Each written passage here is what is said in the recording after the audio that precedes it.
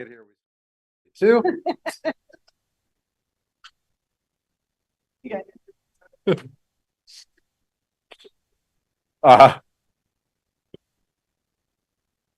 Which is not incentive for me to get here at 6:27 again. Starting the Montpelier-Roxbury Board of School Directors meeting, 6:32 on December 20th. It's our final meeting for the break. Thank you everyone for coming. Also, I just want to thank the board for really putting a lot of work over the last month and a half. I know it's a tough budget cycle, a lot of tough decisions. And this is, one of several, Wednesdays that we have not, been able to spend at home. So really appreciate the extra work and, the dedication and thoughtfulness that this has involved. With that, I do want to say we've got a couple of people who appear to be under the weather and online. And I know we're all rushing to get out of the holidays, and this is really kind of a check back from the last meeting. So just because it says it's going to go for 2 hours, we are under absolutely no requirement for it to go the full 2 hours. I want ample discussion to happen, but I think everyone would appreciate it if we kept this meeting as efficient as possible. And with that, let's open it up to public comment. There'll be 2 sessions of public comment tonight, one at the beginning, one at the end of the budget presentation and board discussion on the budget presentation, which will be followed by more board discussion on the budget when we get to process some of the public comments from that. So just be aware that if you can speak at both times. If you don't speak at the initial public comment, you're certainly welcome. If you do speak at the initial public comment, you're certainly welcome to speak again. And again, public comment is a listening time for the board. We take it very seriously. It really helps our decision-making process. And it also oftentimes will bring things to our attention that need addressing. We do not engage in a back and forth, and we don't respond in real time. So our sitting and listening does not mean that we are not hearing you, and does not mean that we are not going to take action. It's just that's the way it is structured. And also, please do speak a couple comment. We really appreciate it. We know it can sometimes be intimidating or difficult to come in front of a public body in a public space, but we really appreciate what it takes to do that. And also, if you would prefer a less public forum, there is a school board at mpsvt.org. We'll go to all of the members, and that is another way to weigh in with your thoughts. Or you can do both. So with that, we have several members in the room.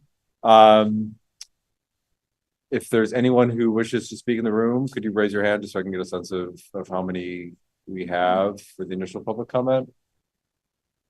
Looks like none. Anyone online? Either do the raise hand function, which is in reactions at the bottom. If you hover on it, a little raise hand will appear. Otherwise, if you want to go off camera and just wave, feel free to do that. Okay, so it looks like no public comment at the initial section. And again, we'll have one after the budget presentation. We have a very short consent agenda. The consent agenda is where we put items that do not require generally consideration by the board in terms of discussion and are kind of pro forma, like approval of minutes, etc. So do I have a motion to approve the consent agenda? Do you have a second?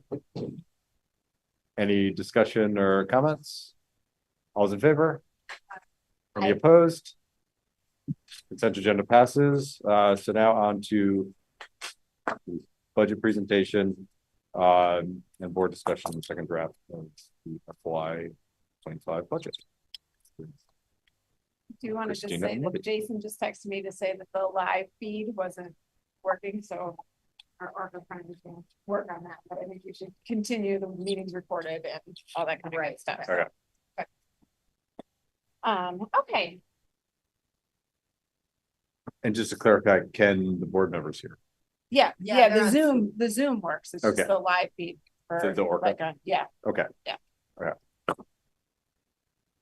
So this budget presentation, the second draft is always a very quick draft. It's really just to show board members any updated numbers that we have gotten. Usually there's more updated numbers than this presentation shows because it's usually as farther, it's usually 2 weeks instead of the 1 week. So really only one number has changed so far. So Christina's just going to walk us through that and then open it up for discussion. You'll be sick of seeing me by the end of January. So yeah, this is a much shorter presentation. Like Libby said, only one number changed, and it was our long-term weighted average daily membership. So on the second page of the presentation, the budget at a glance, this draft of the budget is still an increase, budget to budget 11.51%. And as you can see, we gained from the last version that I showed you, we gained pupils in our multilingual weighted section. So what this changes as far as the budget is concerned is the equalized residential tax rate, our actual, if we were not capped, that's the number that's going to be changed by that. So we are still seeing the cap at $1.33. And the next slide we kept in just so you can still reference back to see what the tax bill will be increased by.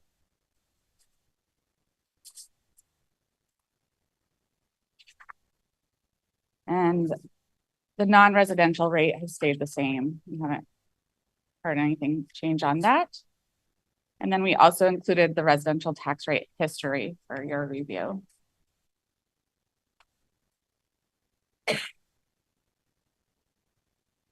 That's it. There. Christina and I are both traveling. We had March 4th for the budget informational meeting and town meeting before town meeting day. Christina and I are both traveling on that day. So we moved it to we're going to move it to the morning of March 5th. We have to have it 10 days Before the vote. before the vote. So we can do it. The city does theirs the morning of town meeting. And so we're going to do ours the morning of town meeting. So that's just another change too. Thank you. So we have to have it 10 days before the vote? No, you have 10 days before the vote to do it. Oh, it's somewhere in that window. Yeah. Is what, okay, Yeah. got it. And it always lines up with vacation week. Right. So Yeah. it's tough to schedule that. Yeah. And have good attendance. So. And with that, we can open it up for discussion.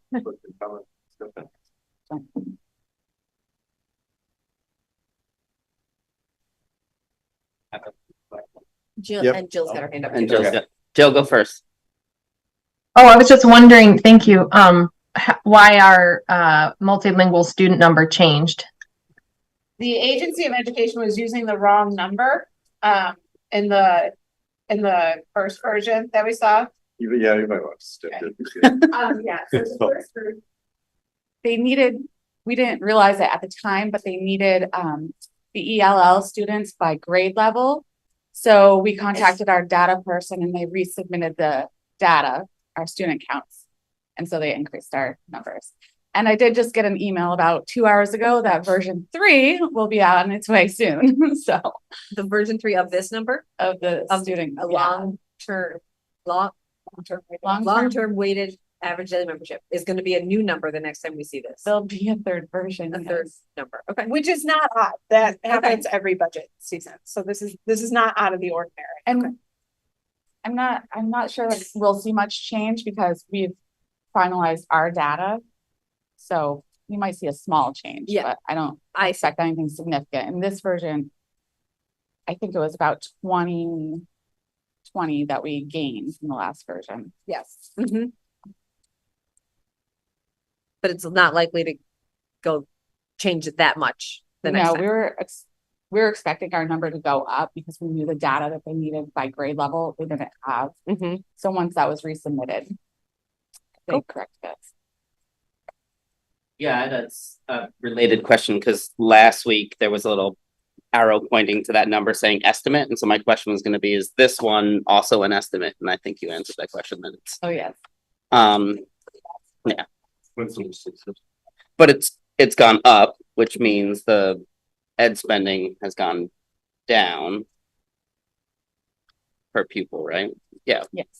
which is good, right? Because that's the, That's what we want to happen, yeah. so where are we in terms of like year over year?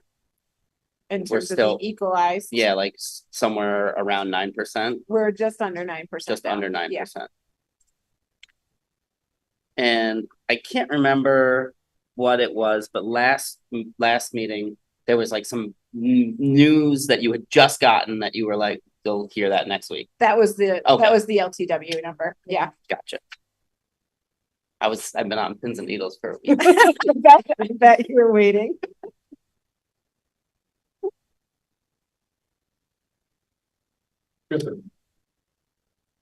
Hi, thanks. I just have a question. Process and schedule. Can you remind me, what format does the budget informational meeting take? Is that a virtual? Is that in person only? Because Roxbury has an in-person kind of full morning, sometimes into the afternoon town meeting. It's virtual and in person. And in my 6 years, I've had 4 people attend. Because it's the same budget presentation that we've given the board across budget season. There's nothing different about it. And there's no ability to change the budget at that point. So it's very similar to what the board will see in the 17th, January 17th. So what time do you know, like the time because I just wondering in terms of coordinating with Tammy, I mean, if people wanted to attend and they haven't been paying attention, I understand that the budget wouldn't change at that point, but it is like, it's an information access point for the communities. And since they'll be, voting on that budget that particular day, I get it. We don't have high participation rates, but I'm just wondering how that will sync with the schedule of town meeting day for Roxbury. I don't know. I don't know when the town meeting happens in Roxbury, and Christine and I just realized that both of us were traveling on the 4th, like yesterday. So we changed it very recently. So we haven't decided on a time yet. Okay. Typically Roxbury town meeting, I think, starts right at 9:00 and goes from 9 to 12, sometimes to 2 or 3. It really kind of depends on the year and what's up for discussion. So is the 5th actual town meeting then? Yes. Okay. The informational day is on town meeting day. It will be this year. It's been held the day before. And what time did we do it at 6:30? Like 6 p.m. Yeah, something like that. And is that? We allowed to do that? Okay. So the city does it. It's by statute. Okay. Yeah. So it doesn't have to And be, it's just like Roxbury's town meeting. Like it's a similar thing. so it has to be done on the day or. Town meeting, yeah. 10 calendar days. Okay. before. Uh-huh. Annual report will be due in February. Or we go to printer January 23rd or so. So as soon as that's printed, it's out.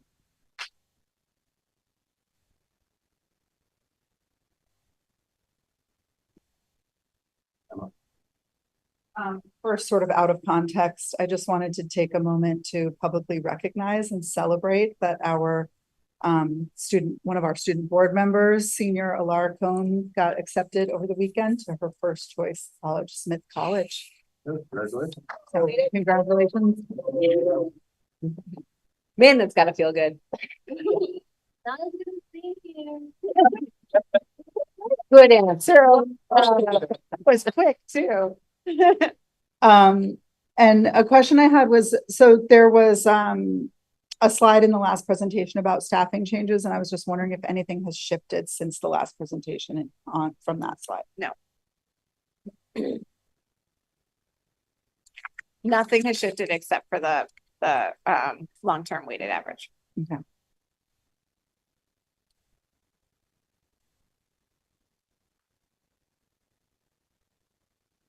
Other questions or comments? Red. Brett?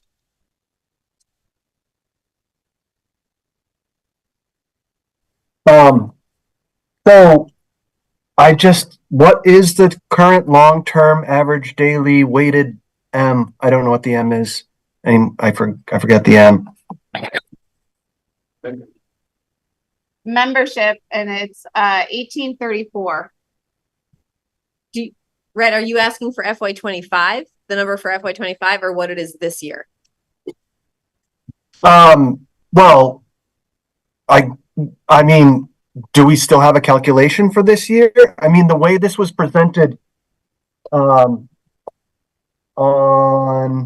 the 11/1 was potentially a loss of, I don't know if it was 74 or 84 students, something like $1.8 million to our revenue for the budget year.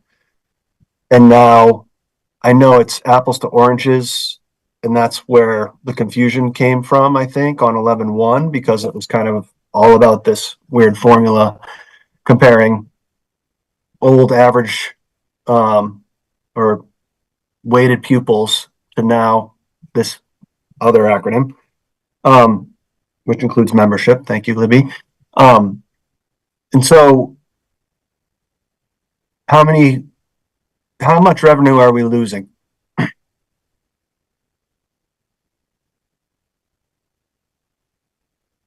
Back in November, we were looking at a worksheet from the agency that calculated our current equalized pupils. They made it look like equalized pupils for FY 25. And so that's what we were comparing. And with the next version, we started using the long-term weighted average daily membership instead of that calculation on equalized pupils. As far as losing revenues, I'm not sure I understand that question, because we're gaining revenues. We're not losing First. revenues, right? We have to increase our tax capacity. So what's the percent increase In revenues? You said, I think you said it was 18% last year. What is it now? Or last week? And Then what? education spending, It's 11.51. 11.51. 11.51 is our increase in education spending from FY 24 there it to is, FY yeah. 25. So we have an increase in education spending, even though we have technically more weighted pupils. So that means that we have to, but that is capped, right? That's capped. So it's not going to be, yeah, so it's not. I know gonna be 11% increase. Yeah. Is that what you're asking though, Red? I think that's what I'm asking. Yeah, that's what I'm trying to get at, essentially, in a roundabout way. I think of the way the state sort of quantifies the amount of money that each kid is required to educate as being sort of revenue in a sense. And so the changes, because we're sort of disadvantaged as a result of Act 127, did seem like we would need to increase our tax revenue by 18%, and now it's 12%. So it's 1/3 less. So that's good news. That's because the equalized pupil count or long-term weighted average daily membership. Yeah. Increase. But essentially, like, it's, if there were 3 red flags on 11/1, there are only 2 red flags now. Possibly an 11% increase in I'm not saying it. ed spending I mean, is still pretty big. Yeah, but it's not 18%. Nope. No, but it's a number we haven't dealt with. No, I'm just moving from the original sort of, I'm just, not only for me, but for people that are paying attention as well, just trying to sort of understand in ways that I can understand it, how this needle has sort of moved a little bit. Not that that means doesn't mean that there aren't tons of difficult conversations to have, et cetera, 4 years of challenges. Just making sure I understand. Thank you. Yeah, no, definitely. It is definitely moved in a more manageable, still difficult, but more manageable direction.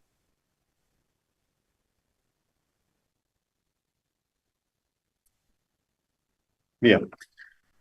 Since our ed spending per LTW ADM is now under 9% higher than our current year, is there anything you would should we make any changes to what our original plan was? That's the board's purview. My advice would be no, because this is a 5-year challenge. Yeah. And remember that 11%, as Jim said, is a percentage we have never dealt with. And if the cap weren't protecting the board, that would be significant, Yeah. right? Absolutely. So we need to be thinking not just for this year, but we need to be thinking for 5 years. Well, one of the things I was thinking about was we were planning on drawing more from our fund balance, and maybe it would make sense to draw less than we were originally planning from our fund balance, since we don't necessarily need it to stay under the 10%, and it's the kind of thing that we may need to use Later. in a few years, next year or in a few years. That would be the board's purview. I would encourage you to wait until the third draft to have that discussion. Oh, okay. Yeah. Okay. You don't need to make that decision now. Okay. So you have one more draft look. Okay. In the beginning of January, before we show you one that needs to be voted on. And what Gotcha. are we gonna have more stable numbers? Then? On the third draft, we have mostly stable numbers-ish. CLA, that's Yeah. the one number that I haven't seen. And January 1 is the deadline for that, right? That's what Jill told us last week. I think. And not a moment sooner this year.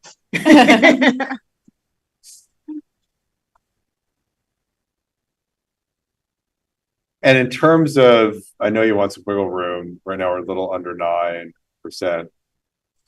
Like, where are you comfortable in terms of? Look at Christina for that answer. Are we comfortable? Is now kind of the sweet spot? Could it creep up a little? Like, at what point do you start to get nervous that we don't have enough in case there's, the yield changes? Yeah, the yield won't Be known won't for a affect while. your 10% that you're trying to stay under. Yeah. It's only the pupil count that will affect that. We're pretty solid on expenses and revenues right now. So, like Libby said, we're under 9%. So depends on the board's comfort level of the expenses. And also the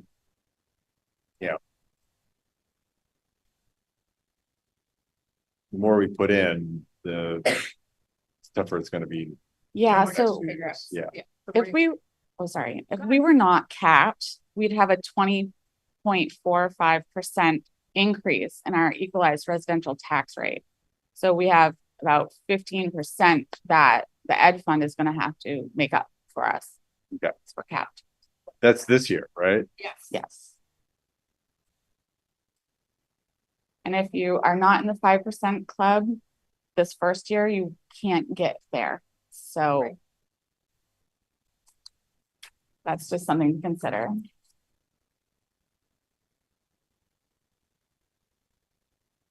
So as time goes on, more information is coming in, the level of uncertainty is shrinking. The amount of buffer you would need is also shrinking. I said this last week and I'll reiterate, I would be more inclined to increase, like we're leaving money on the table by keeping our increase lower than 9 when we can go as high as 9.99 and not pay any difference in taxes. I mean, the problem is, like, to get to the point in 2030 where we're not going to hit a cliff, the more we rely on that 5%, the bigger that cliff is going to be. Certainly, if you're making changes to the budget this year, that would impact future budgets. But if we're deferring some of the maintenance on the building this year and know that we're going to need to do that in subsequent years, it seems to me that we should be doing some of that stuff now when our budget is well below the the 10% increase threshold that we want to stay below. Most of the changes in the maintenance facilities budget that we adjusted after we met with you first in November was furniture and classroom kind of updates. So Andrew still has available his capital projects fund that's still in here, the transfer, and he has a fund balance in there. So he's still working on the maintenance. But if we don't replace furniture this year, Insurance money. Sorry to cut you off. no, We're gonna get that. It was still in the budget without thinking about it, without the insurance piece to it. But when Andrew realized that, Mhm. he was like, oh, we'll take that out of the budget And still get the furniture. and still get the furniture, but Yeah. have somebody else pay for it because of the flood. Yeah. Absolutely. So Didn't you also mention, I mean, this is related, sorry, I'm just building on this, but, didn't you also mention at the last meeting that there were some changes that would come after budget season that would? So that's when we send the budget to the printer in January. What changes after that is the dollar yield, because that's set by the legislature and the governor. And so that can't happen until May. And that's true every year. This happens to us every year. And typically, in my 17 years of experience, it's gone up a couple $100. The last couple of years, it went up a couple $1,000 one year. But now I don't know, Jake might be able to speak better to this. Now they have a new calculation for the dollar yield, or a new assumption for the dollar yield, which is a decrease. But is that one of the reasons why we would maybe want to build in a buffer and not be right up against the 10%? The dollar yield doesn't affect the 10% cap on your ed spending per long-term weighted average daily membership. That's a factor after. The yield is after that calculation. Okay.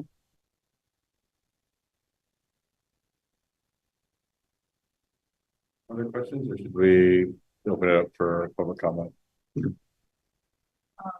I would like to better understand, I mean, I still don't totally understand how the 5 years out and then the cliff, and how not getting up to the 10% would sort of help us in 2030, tax wise. So if at some point, if someone could summarize that, it doesn't have to happen tonight, but sort of project out, like, and I know we can't get good numbers, but I've asked for it before, just some rough sense of like, if we were able to be at 8% versus 10% over the next 5 years, this is how it would help the cliff.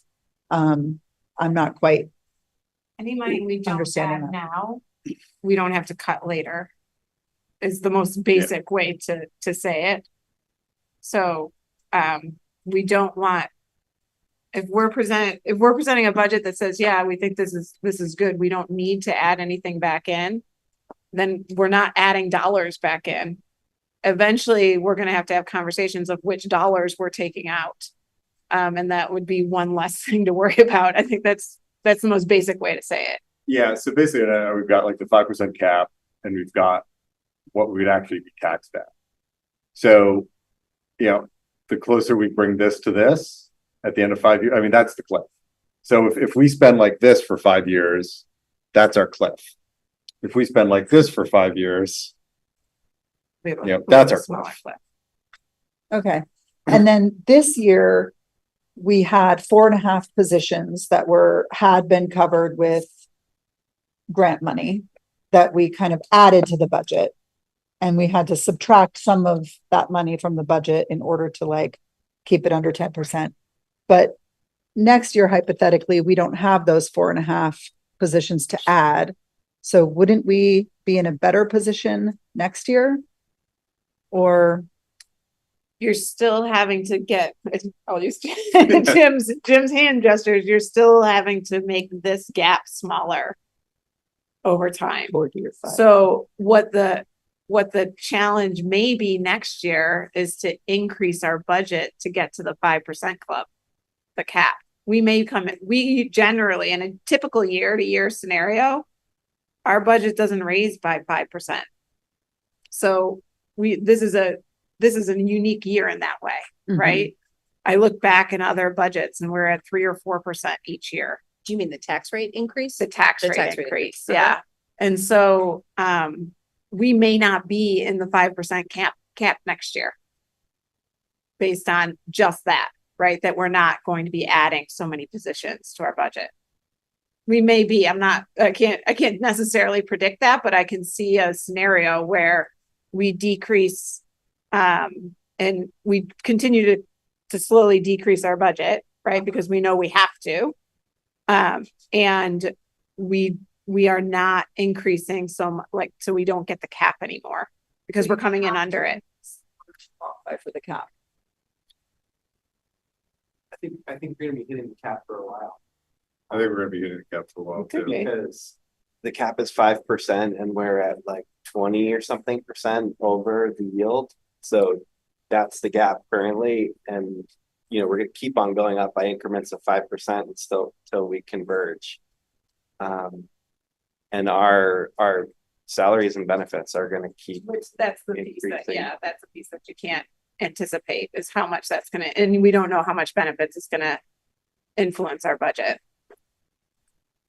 I mean, the health insurance thing, I don't think is an aberration. I think you can No, expect that Every year. going forward. But so there's a 10% per pupil spending cap.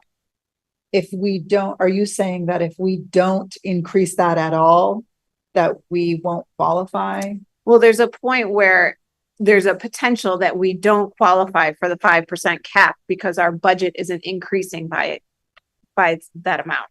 Because our, If we fall under 5%. right, if our tax rate increase. Then we don't qualify. Naturally is under 5%. But would we lose Yes. lose out of the 5% club if we fall under Yes. 5%? Yeah, That's bananas.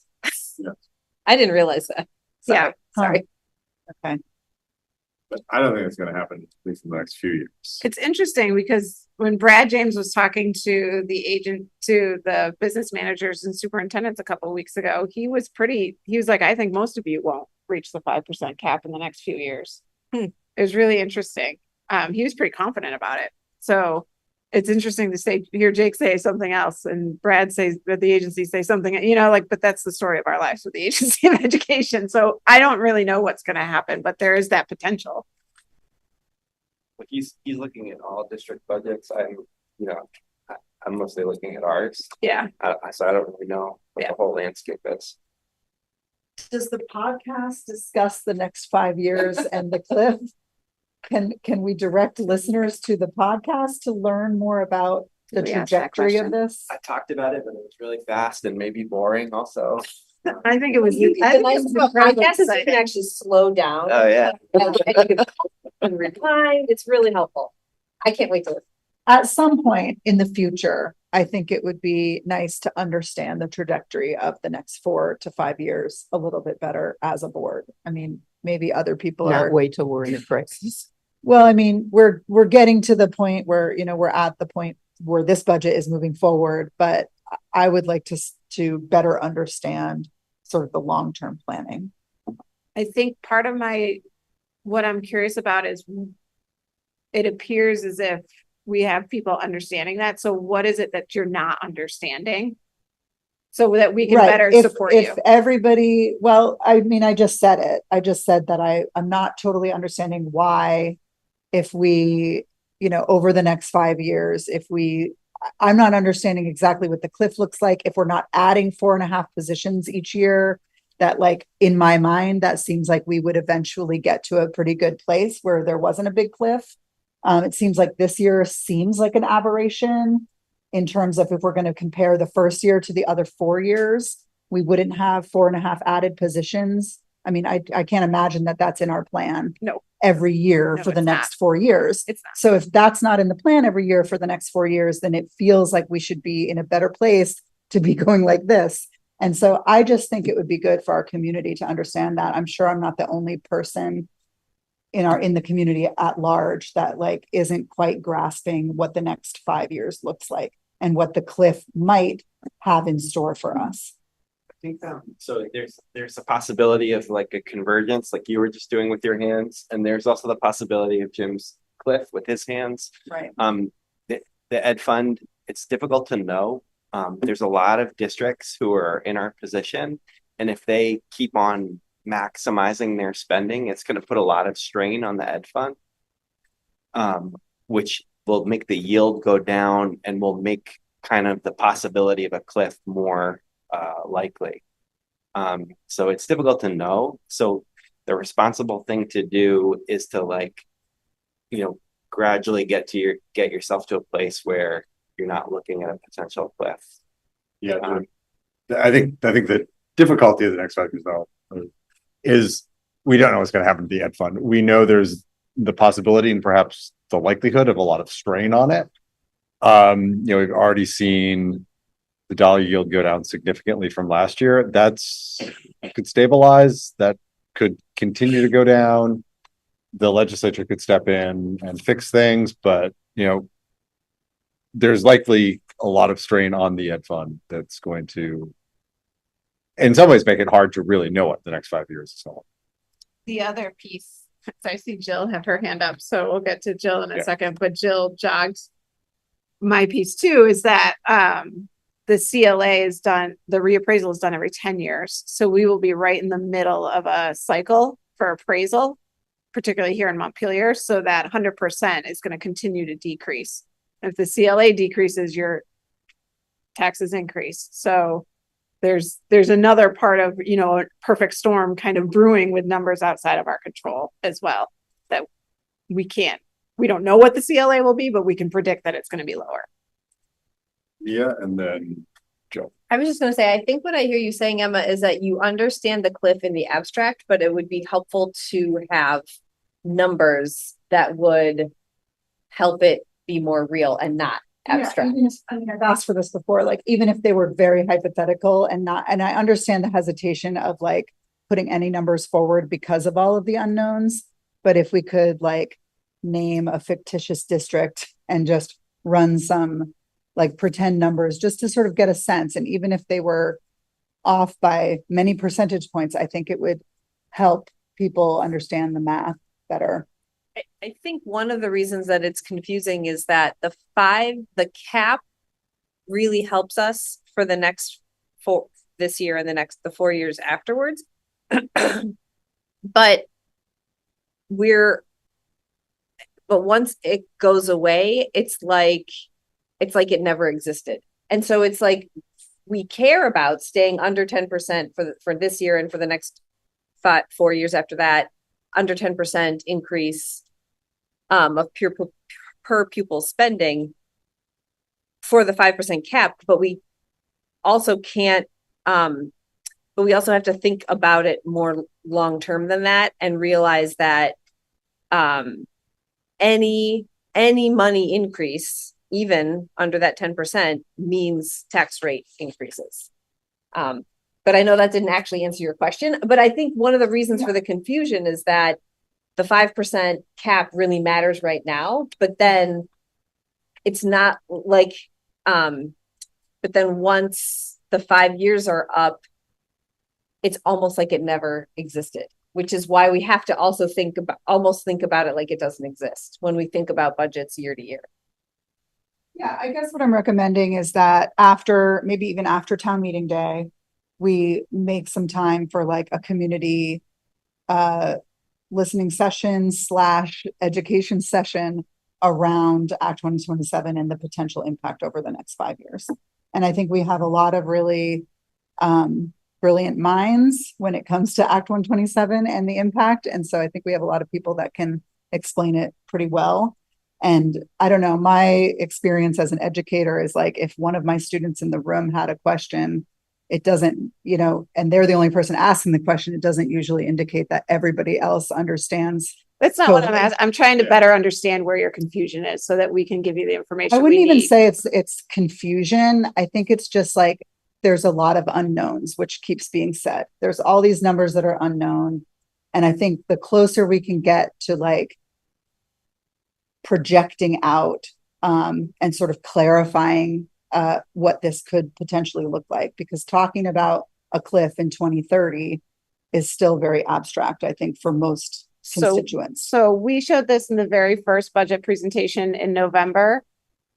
It assumes where the tax rate is right now. The orange is FY twenty-four as we see it. If we had a 5% cap, that's where it would have been at $1.27. This assumes that we add about $2 million to our budget every year between now and FY 30, which is a typical amount that we add. That I've gone back 4 or 5 years, and 2 million is a pretty good number to add. That's about what we've added, right? So this is pre-CLA. And if you look to FY 30, that means that this year in FY 24, our taxpayers would be paying $1.35. And if we just continued spending just our typical amount, then they would be in FY 30, they would be asked to be spending $1.84. So that's without the 5% cap, right? So the cap would have been at $1. If we stayed just at the cap the whole time, that's the blue line.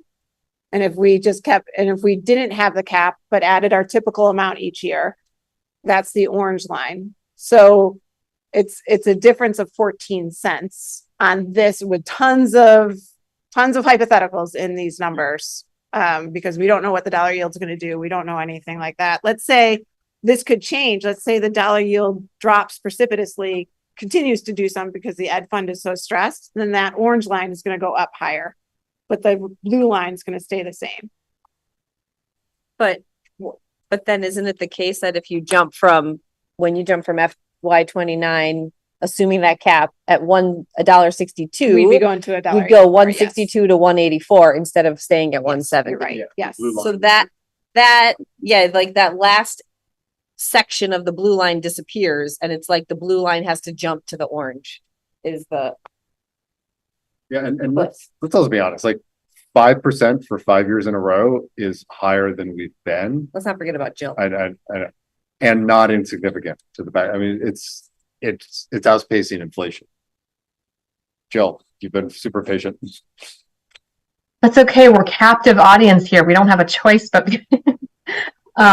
no, thank you. I'll try to be quick. I'm surprised to hear that we wouldn't want to revisit the budget numbers of specific cuts that we were talking about now that we've gotten a little bit of good news. Emma, I'm with you. You're not alone in confusion, and I kind of live in this world, and I'm not saying I'm confused or needed more explanation, but for me, it's really hard to be so strategic and so sure about the cuts we're talking about making now if there is so much unknown. As Scott said, we've gotten a couple things of good news, so I'm a little less comfortable with cutting an existing staff position by 0.20. That seems very specific and very draconian and very like a drop in the bucket of this overall budget. So if we're so unsure about what the next 4 years are going to be, how can we be sure that we don't have to make any changes to the budget that we've been working on? Like Mia said, maybe we set aside more of the fund balance. It surprises me because we spent a lot of time on those specifics, and it's now we've got some good news and we're not going to take advantage of that buffer. I think it is strategic to make cuts to the Union Elementary School staff ratio because there's numbers that are telling us that is strategic, and that is a long-term plan that we have based on enrollment. So, and then just a reminder, 0.20 of an existing educator who is currently employed is very different than like retirement incentives or not filling vacancies. And I think it's a drop in the bucket of this particular budget, but it's life-changing for an individual who's a beloved current staff member who works directly with students. That's all. Thank you. Right. But Jake also had his hand up. Mine is super quick. Alright. So these numbers bounce around a lot, but the gap between the blue and the orange was 14 cents, or I think in the graph that Libby showed. And now it's 20 cents because that's the difference between our capped rate at $1.34 or roughly, and what it would be if there was no cap, 1.534. So that gap, which is like the potential cliff, is now a little bit bigger. And obviously the numbers are always evolving, but that's what it is at the moment. That's a good point.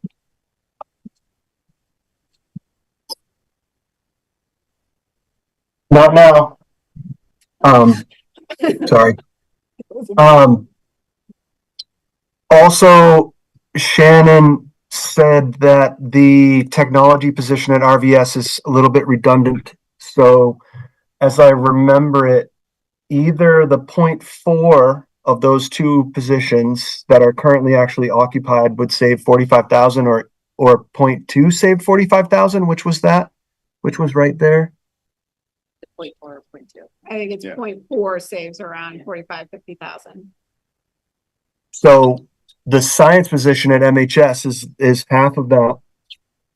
And I personally don't know, when I have some a student participant on the board mentioning how that would affect them directly, that seemed like the most directly affecting cut. And I had my fingers crossed and hoped that maybe that wasn't still there. And I know that, there is a cliff, but it's $22,000 and whatever it is that needs to be 735,000 or 800,000, whatever it is that we needed to get to, it's 25,000 or less. So that was my opinion, but just my 2 cents. I guess I'm gonna make an overarching comment about some of these cuts. I think it's really easy to compare the big number to the small numbers. And you get to the big number with small numbers. And I know all of these cuts are hard and many of them affect people we know. But if we go around and say, well, we have to cut 80,000, what's 25,000 and 800,000? Let's take that one out. Well, here's another 25,000 over here that's just 25,000 to 800,000. And here's 40,000 to 800,000. Doesn't sound like much. Let's pull that out too. Suddenly you've lost your cuts. And you've lost the number, and you've lost the ability to get to where you're going. And all the cuts are hard, and I don't think we would prefer to make any of them. I also think the administration has done a really good job of looking at the numbers and coming up with the numbers they think make sense. And I also feel we're asking questions about, are these cuts, and I think board level questions that are appropriate, are these cuts undermining the values and the mission that we've put together and that we put together through a process? And the answer we've been getting thus far is no, that these, cuts, while, certainly there's value to what we've been spending the money on. And certainly it's hard when it affects people, but the answers we've been getting from the administration are, these are not things that are undermining the kind of core mission that the board has set out for the district, or things that, can be made up in other ways with resources that are there. So I know each one of these cuts is hard, but I also think that there's, the type of questions we should be asking are the type of questions around, we've set our priorities, we've set our values, how are these cuts impacting those? And if we're hearing that they're not, and we're at a place where we have to make some tough choices, these seem to be, the choices we've made. And they're also kind of within, I think, the general parameters we gave the administration in terms of where we'd like to see the balance of cuts coming from. So I just want to put that out there kind of in terms of what our role is, and also just the real difficulty, like all of these, when you burrow down into them, someone's getting impacted, and that's awful. But I think we have to step back a little and see what our role is, and also trust that the administration's really, combed over these, because, Libby's the one who works with her people, who has to have all the tough conversations around these, who has to deal with the disappointment. So, I just want to kind of remind folks of where I think we should be.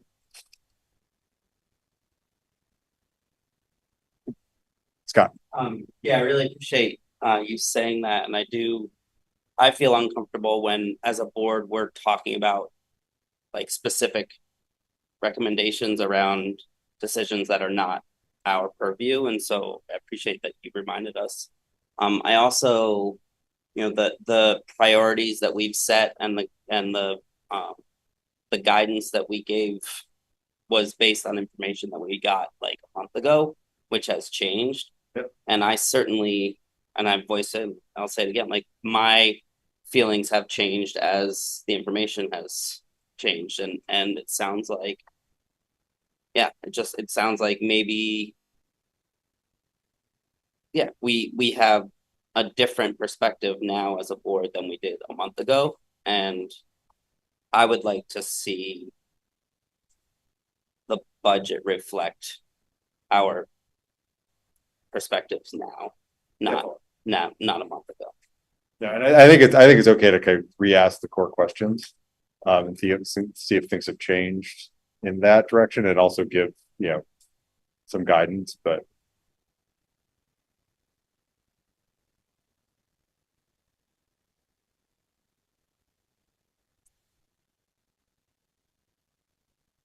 So let's go to the public. And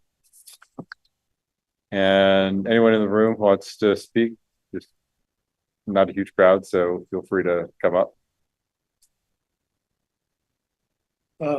I have in empathy with Emma. I'm a visual person a lot, and I think Nathan Suter, resident of Montpelier, as always, thank you. As I understand, I'm trying to understand the cliff idea as well. And so I drew a picture of sort of flows coming into our school, the cost of educating our students. If we had no change in equalized pupils, et cetera, 80% of this next year's budget would be covered. We'd have no tax increase. To stay level, in fact, we have to add 20% compared with last year, if we were just paying the full tax, is what I just heard Christina say, right? Our tax rate increase is 20. Would be Right. 20%. Would be, right. Without the 5%. So our taxpayers will shoulder 5%, and the ed fund will make up the 15%. And then we get to educate our students, right? And then whenever that 15% supplement goes away, now or in 5 years, assuming that VHI keeps going at 16% a year, assuming that, right, costs go up, whenever we take off that supplement, our community makes that jump. That's the cliff, right?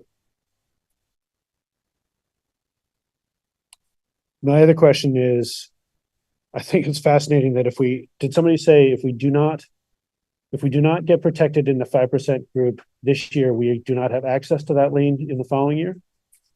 That's fascinating. But part of what puts us into that class every year is by staying below 10% per pupil spending against the previous year, right? So to Scott's point, to my mind, one piece of game theory says get as close to 10% this year, because then our potential growth over that next year is lower, right? If we govern our per pupil increase this year to say 7%, and then actually wish we had gone up higher because then next year it's 13%, then we're in trouble. I don't envy you, Libby or Christina.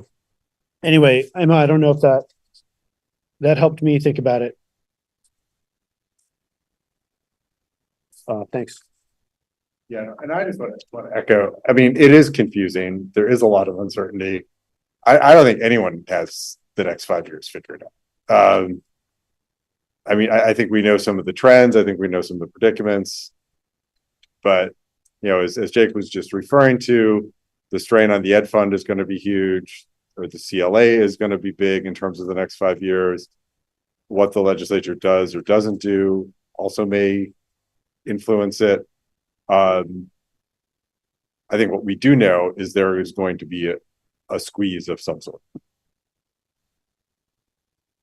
Yeah, and we're the people we're at these meetings and looking at the presentations and listening to the podcasts and going to the webinars, and Nathan's coming to meetings and sitting here for all of this. And there's a lot of voters out there who haven't really seen any of this. And so that's where I'm coming from. It's just like a place of sort of like, if people feel they need more information, can we provide an opportunity for that? Even after, I'm not even talking about this budget cycle. Like, Oh, over summer. we're gonna be dealing with this a lot over the next several Yeah, months. I and just to mean, be mindful to like. Yeah. Put some, I mean, there's been a lot of great resources created, you know, on our website, which is amazing. But like, can we sort of break that down? You know, maybe provide some visual stuff. Some, you know, some people learn better by having a discussion. And so I just think like creating some sort of forum at some point to educate people if they're interested feels pertinent at this point. Joe?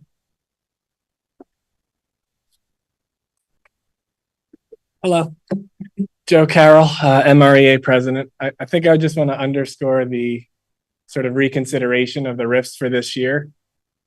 And I guess I would say that I think the people whom the RIFs would affect are aware that that's a possibility. So if there's any chance that those funds could be cut in creatively different ways that wouldn't affect human resources, I think I would just want to add my weight to that tonight.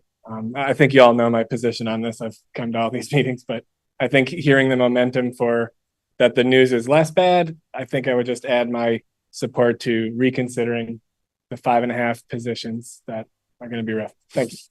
I'll leave it there. Thanks, Joe. Joe. Anyone else in the room? Allison? Allison Waring, science teacher, Montpelier resident, taxpayer. So when I look at these numbers, I see like a 12% increase in overall budget. And if I'm not wrong, I think that almost directly parallels the increase in salary of teachers under the new contract. And so while I am very appreciative of that, I'm imagining it's not going to increase in our next contract cycle by quite that much, because we've now been brought up to like surrounding school district comparative salaries there. So I'm imagining next budget year, we're not going to see quite as much increase in staff salaries. And when I look at the uncapped tax rate, I see it at 1.53 per dollars. Is that right? And when I look at the tax history of Montpelier, I see 1.53 is kind of on par of what we've seen the last 5 years, right? So I see 1.7, 1.7, 1.6, 1.1, 1.3. So even at like an uncapped tax rate, we're kind of on par with what Montpelier voters have approved the last 5 years. And so when I see these numbers, I'm not really seeing any huge like, oh my gosh, our numbers are out of control crazy. Right? I'm seeing we're having a large increase in salary due to a new contract, and that even our uncapped tax rate is on par with what we've seen the last 5 years. Am I interpreting this wrongly, or? You aren't interpreting. Okay. The last 5 years, keep in mind, was under a different educational finance formula. But it still has the same impact on taxes. Yeah, we just don't know what the new formula is going to impact in the future either. The big dip in that graph is from a reappraisal that happened in Montpelier. So all the property values increased by 50% on average. So the missing piece is the tax amount. So everything kind of got rebased. So even if we were at $1.54, it's not like people's taxes would be like $1.54 rate from a few years ago. It would be 50% higher. Because the value of the homes increased. Yeah. So the thing that's not here is what you're multiplying $1.33 or $1.34 times. Okay. Yeah. But again, I'm not seeing anything that's like hugely out of what we've seen the last 5 years, I guess is my point. No, thank you. Morgan?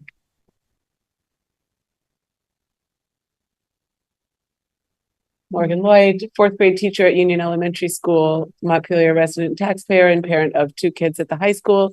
Thank you all. And with respect, I think I want to just ask the board to please ask our administration and business office whether there are different cuts that could impact students and mission less.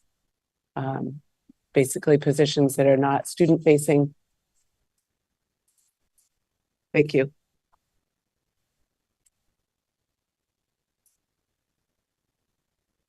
Anyone else in the room? Anyone online? One. Let's start with James's iPhone, and if anyone else online wants to speak up, go ahead and raise your hand and get in queue. Hey folks, Jim, Mike, and Mary. Sorry I couldn't be there in person tonight. Thanks for all that you do.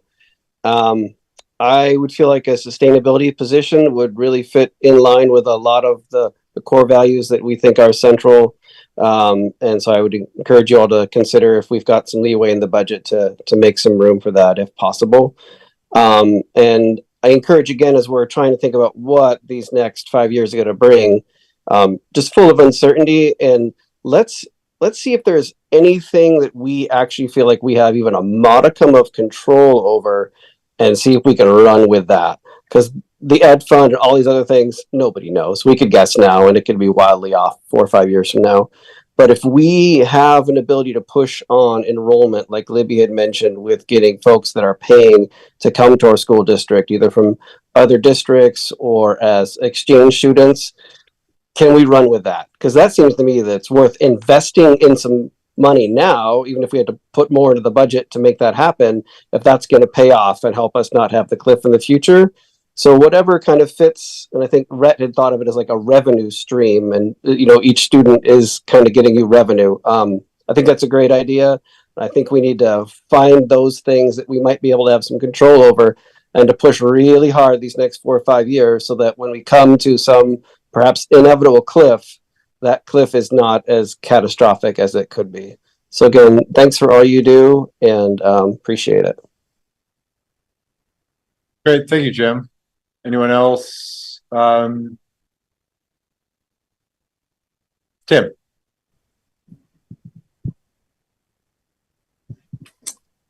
Hi, and thanks, echo Jim's comments. Thanks to all of you for kind of slogging through all this and going through the struggle.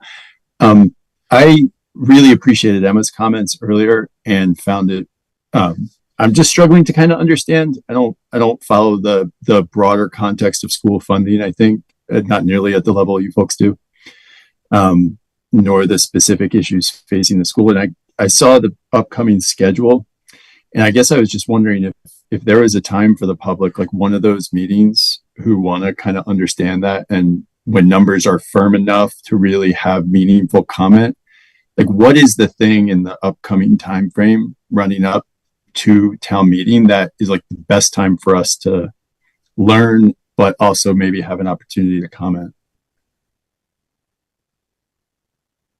So thank you. I'll go off now, but I really appreciate the opportunity to listen and all the work you guys are doing. Thank you. Yeah.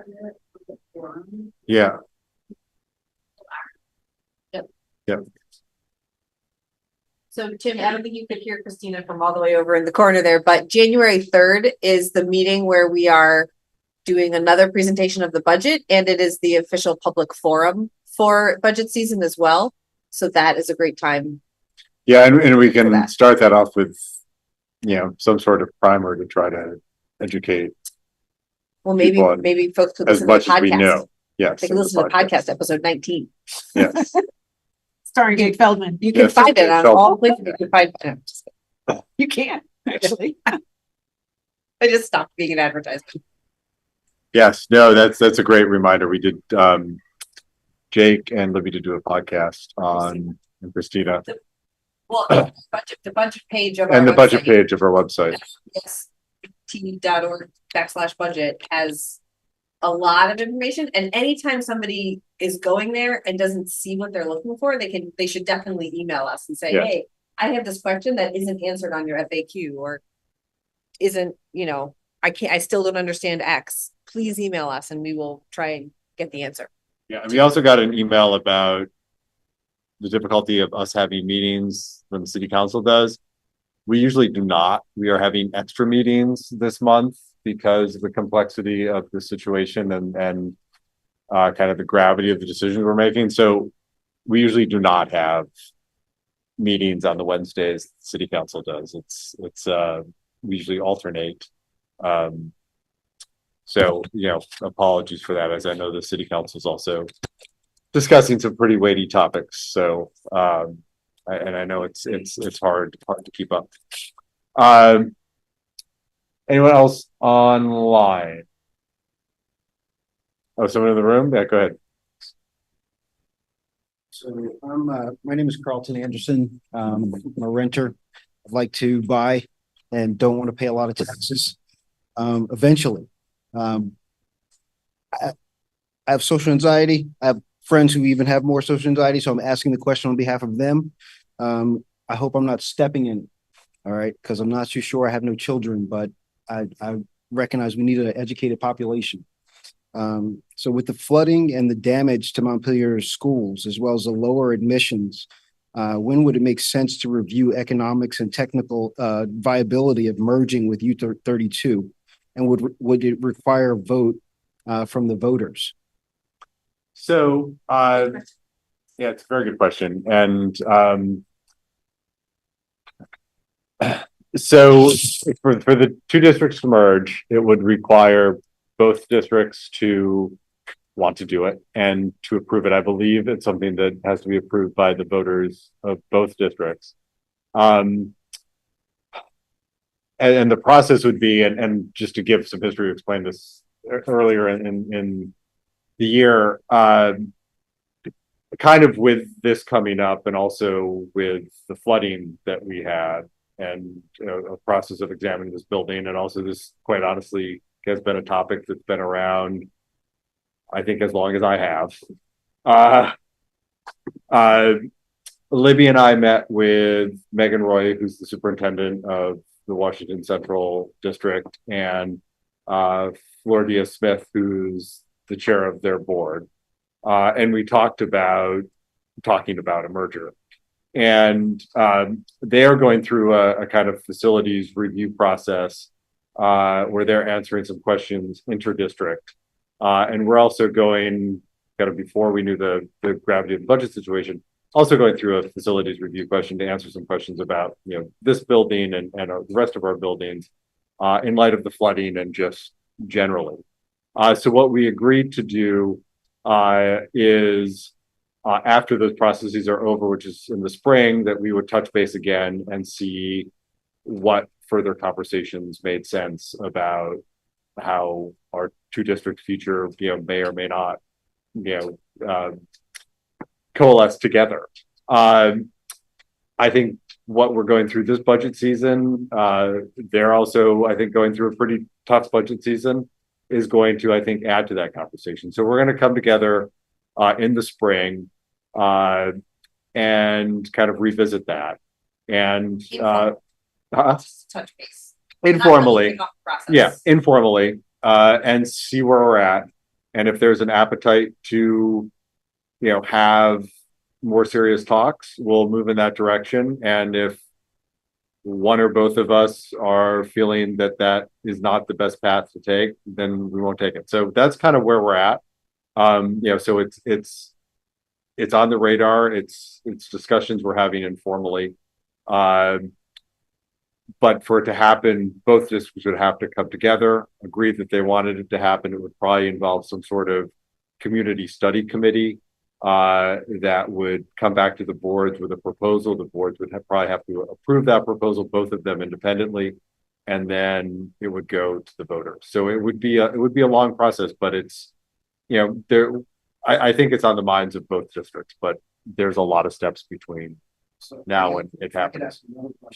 With that, when we talk about the cliffs that we're avoiding, trying to avoid, is there an idea of what their cliff is and our cliff, so that we can possibly say the urgency is to merge so that we can avoid each other's cliffs together? That, I think, are some of the questions we have to answer. They are under a different set of, it's a very good question. And they're under a different set of pressures than we are. They actually are a district that has been minorly advantaged by Act 127. However, they are facing a student decline, a decline in enrollment projections that's really precipitous, and that's putting a lot of strain on their budget. And then you throw in when we're all dealing with the declining yield. So I think I would like to see some of those numbers, but it's possible that there could be savings between the two districts. It's also possible that that may not be the case when we actually look at things. And one of the things we hope the facilities report is going to do is at least give us some more information to ask some of those questions about building expenses. And they've got some other issues too, like they have PCBs at U32 that they're going to have to go to their taxpayers and ask for probably a fair amount of money to redo a couple sections of that building. So a lot of things to discuss, but it's certainly something that we will be discussing, I think, in the spring, at least informally. It's on our minds. And we're thinking about it, but it's many steps from I think being a serious reality. I'm thinking about a lot of things. Yeah, I think about a lot of things. But thank you. It's a great issue to bring up. Lisa Burns online. Hi, good evening. I just wanted to follow up on the question of the last gentleman, and I appreciate it because as I've been talking to people in the community, more and more people ask that same question when you look at the school districts around Montpelier is the donut hole in U32. And so many of those issues relating to Act 127, which of course was initiated many years ago because the cost of education in Vermont has been increasing wildly while our results have been going down, academic results, that is. So Act 127 was an effort, we'll see how efficient, to make education spending more efficient in our state. The PCBs, we haven't been tested at Montpelier High School, but I think our high school was built 2 years before U32, so we're likely to find them too, the flooding, all that. So my question would be, you said that you will go to the SOUP and the people there at U32 and discuss issues, but is it just your decision, or do voters and taxpayers have any ability to influence what you choose to do? That's my question. Thank you, and Merry Christmas, Happy Holidays to all. I mean, I will say if U32 is interested in having discussions, I think this board is likely interested in having discussions as well. I think we'd have to talk about it, but it certainly is a board level decision. And U32 just went through a difficult merger where I think there was a lot of that it was not an easy merger, and I think they're at a place where going through that process again is something they're a little wary of. This community cannot force Washington Central to have talks with us they do not want to have. And Jim, didn't you just say that ultimately the decision is up to the voters? It is ultimately up to the voters. Our decision maybe to enter a process, yes, but ultimately the decision to merge is up to voters. Ultimately, the decision to merge is up to voters, and it's not just up to Montpelier voters; it's up to both districts voters. So, if a district is just not interested in, in going on a date in the first place, you're not going to get a marriage. So that's the way it works. Yeah. Can I sorry. Yeah. Sure. When you say that they have to agree with each other, so the citizens of for U32 would have to agree just as us. Is there a way we could package a tax saving deal for all if we merge and promote it that way, so that we're essentially stating that two districts merged into one will cost taxpayers less money. I think that's an assumption that people make that may or may not Yeah. be true without studying it with the two Yes. districts. We don't know if that's accurate or Yeah. not. There's no So common sense to it. not necessarily because you need the same spaces. And so you It's need less to, janitors, it's less no, cafeteria. because you need the same amount of buildings Yeah. to house the kids. So you need all the same amount of support staffs and that kind of thing. So we'd have to study it though. Like we can't just make the assessment that it's Yeah. a tax savings because we really don't know at this point. Yeah. Upswing, a hypothetical upswing, or for the citizens if it did occur. Do you know any positives that would occur if two merged, as opposed to not doing anything because the negative is two different cliffs? Yeah. Yeah. I mean, I think to really figure that out, you need to study it, and it takes information from both this. So it really take. I mean, it was kind of like a business venture. Like, boy, we could sell a bunch of widgets together, and here's why. And if you say, I don't want to sell widgets with you, like I'm fine. I really can't do anything to make you want to sell widgets with me. But if you're kind of like, okay, let's sit down and see what this business venture would look like, and let's question some of these assumptions. Then we can get through the process at the end. We can look at it and say, wow, we could, this would really work well. Let's do it. Or like, boy, some of our assumptions didn't work. But we're at the stage where, we're still kind of, we've said, maybe let's talk about it.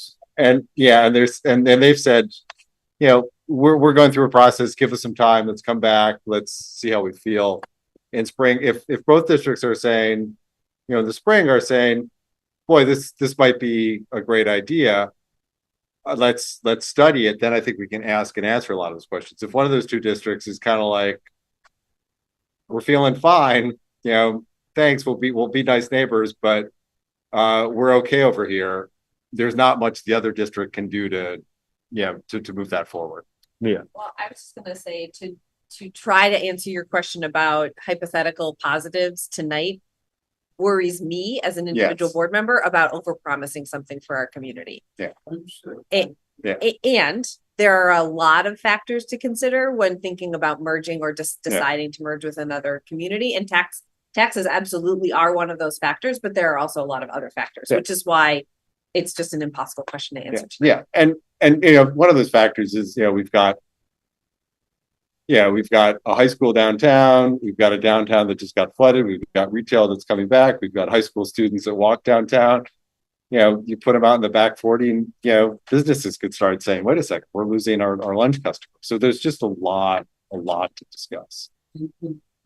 My questions they're not my views. Oh, I know. I'm trying to grasp all this in its entirety. Yeah. So I can make sense of it.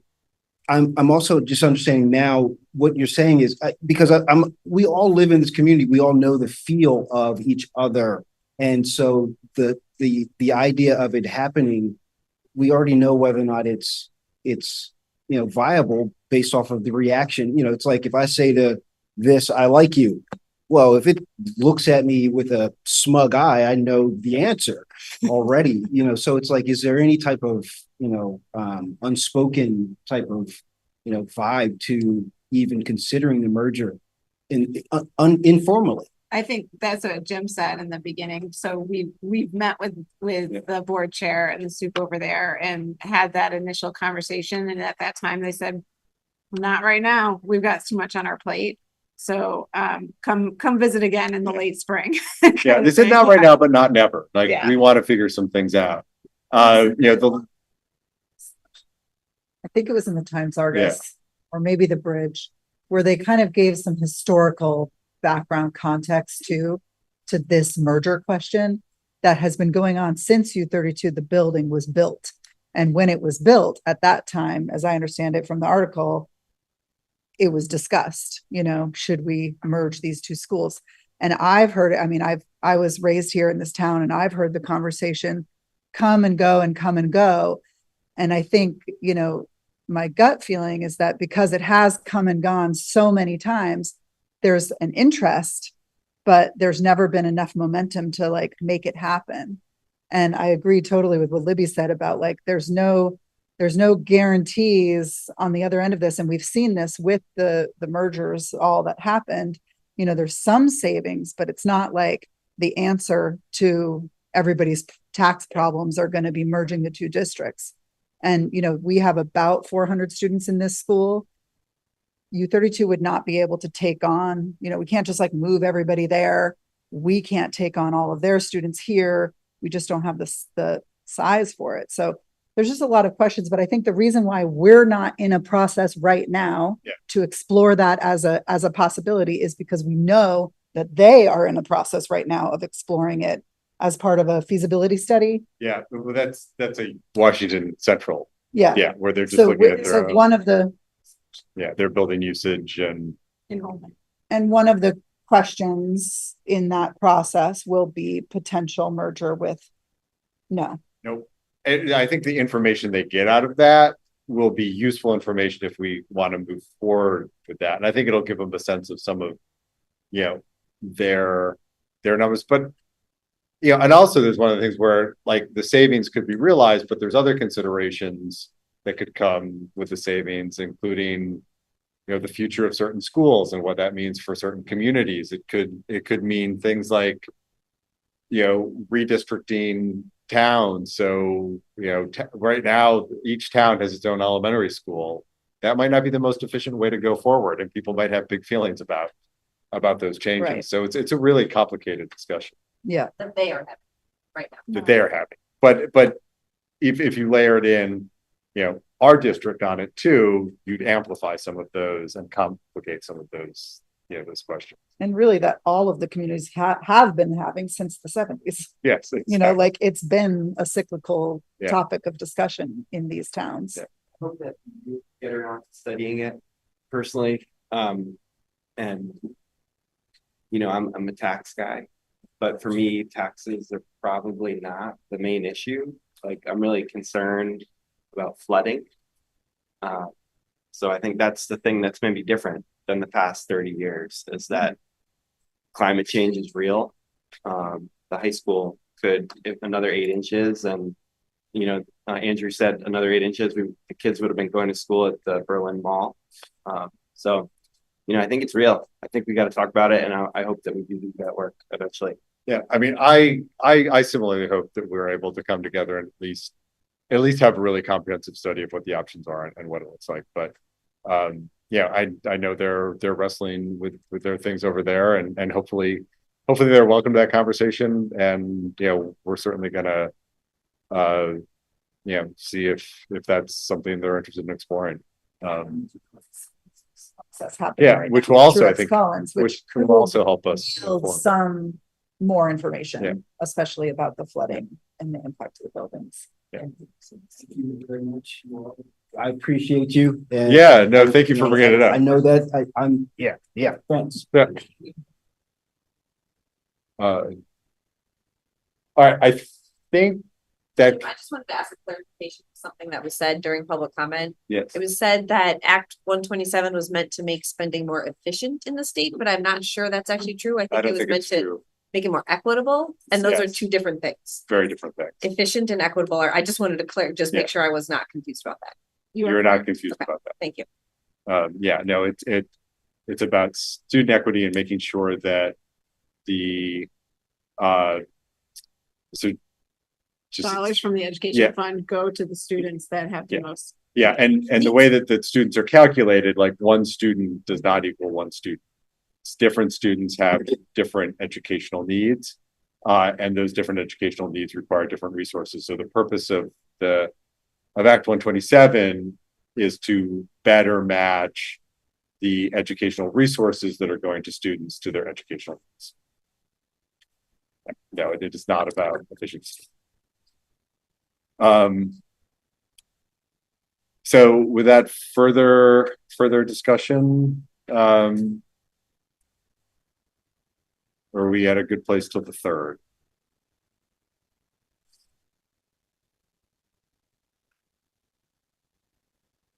And I think on your suggestion, Emma, if we could maybe start the 3rd with a little primer on where we are with Act 27 or Act 127. That might be helpful just to, just some of the considerations and kind of what we know. I think it can be real high level 101. Yeah, I'll connect with you, Emma, to just dig in a little bit more so I understand. So, because I want to present it in a way that's understandable. So I just want to make sure that. Yeah, I mean, I would I think, Jim and Mia spend a lot of time with you on Fridays in your meeting, and I think have a higher level of understanding than most of the board. Jake and Jill both work for the state in ed finance. So like, they have a better understanding than probably most board members across the state of Vermont. But for the rest of us, I would put that invitation out to everybody. Like, if there's questions that people still have about this, I think it would be wise to send those questions to Libby and try to get them answered at the next meeting. Yeah, no, absolutely. Board@mpsbt.org. Yes. Give to Libby and the rest of us. Any questions you have? So policy monitoring, we have B3 alcohol and drug-free workplace, and B7 tobacco prohibition. I move to approve the policy monitoring reports for B3 and B7. Yes. Do you have a second? Scott. Scott. Any discussion or questions? All those in favor? Aye. Any opposed? Aye. Motion to adjourn. I think Rhett came off mic to move to adjourn. I also want to just thank everyone's participation tonight and the questions, and I hope that everyone that's out there keeps asking questions, because we can't answer them unless you ask them. So I appreciate everyone's participation. Yeah, no, absolutely. And I move to adjourn. I have a second. Second. Well, thank you, everyone. Thanks for the tough work. Thanks, everyone in the audience Should we for vote? continuing to stay Vote. engaged. All in favor? My little speech. Happy holiday. Okay, everyone have a great holiday. Get some rest. No. No, I want to acknowledge that Nathan said my name in the same sentence as game theory, like Nobel Prize winning, discipline. And that went like this to me. I've been glowing ever since. I Like, that's what that's called.